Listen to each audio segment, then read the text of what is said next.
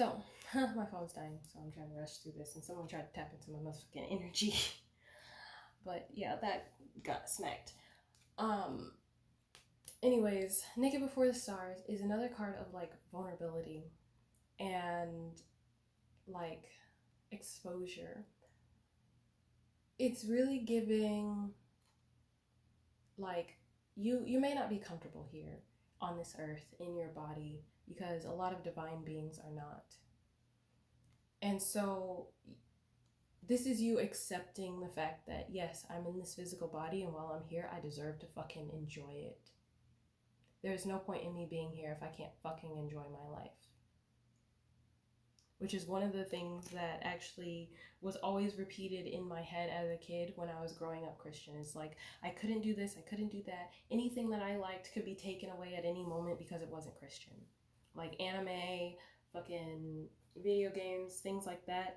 Like everything, it was always that external source influencing me, never me actually feeling those things on the inside. And so that's what I gravitated towards.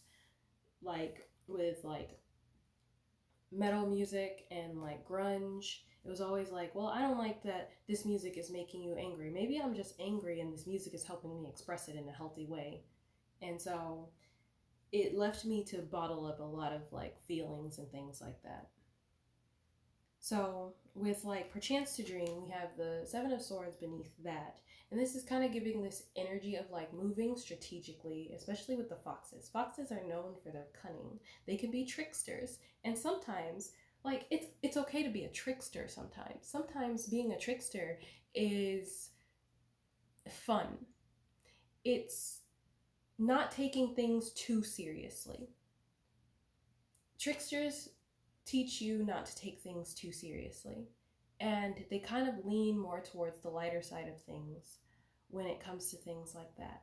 So it's okay to see the lighter side of things and to not take things so rigid, so seriously, and just be like a stickler for like rules and things like that. It's because innovation comes from stepping outside of rules. And not every trickster spirit is there to make your life a living hell. Sometimes they just like to play tricks. Sometimes they'll just take a sock and hide it somewhere and you'll find it somewhere else. Like some tricksters really just act like silly little toddlers. So they're not always bad, but it's giving like you need to move strategically. Maybe not share everything that you do with other people, but what you're doing requires the help of others. So whoever it is that you're working with, keep a close, tight-knit group, maybe no more than 3 or 2 other people. And then we have like the Chariot under Alone in the World. A lot of the times the path that we travel is alone.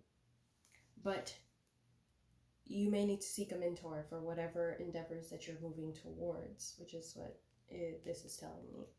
Maybe a spiritual mentor, maybe a mentor that knows the traditional way of doing things, but also understands innovation, and that while you may not be experienced, you still have some intellect to offer to the craft.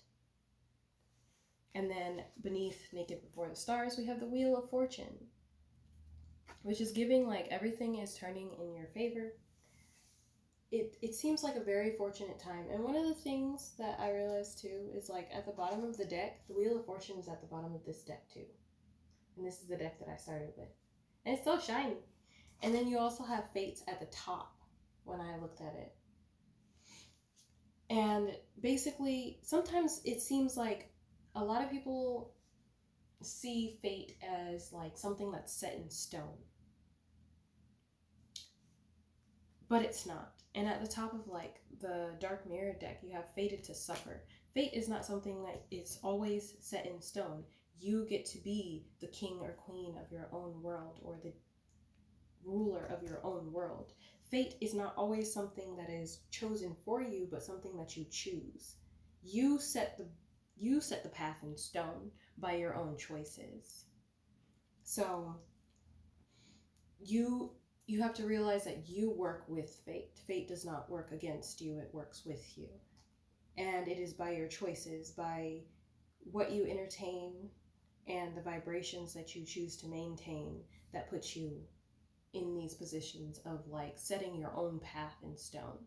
You have control over that. And then finally we have the Knight of Swords, and I wrote on here, gather the information that you need and act quickly.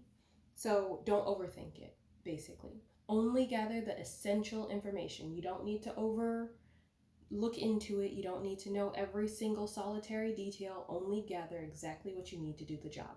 Like if you're, making pancakes, you don't need to see how 5 different countries make their pancakes. You just need the basic recipe for pancakes, and then you can adjust it however the fuck you want. So long as, you follow the basic recipe. If you want to add chocolate chips, add chocolate chips. If you want to add blueberries, add blueberries. Add both if you want to. But you don't need to see multiple different people doing that in order to know that it's okay for you to go forward and do it. But anyways, I hope that helped. Just remember, you choose your own path, and it's only set in stone when you declare that it's set in stone, and you can still change it when you set it in stone. Stone can be broken, even by water.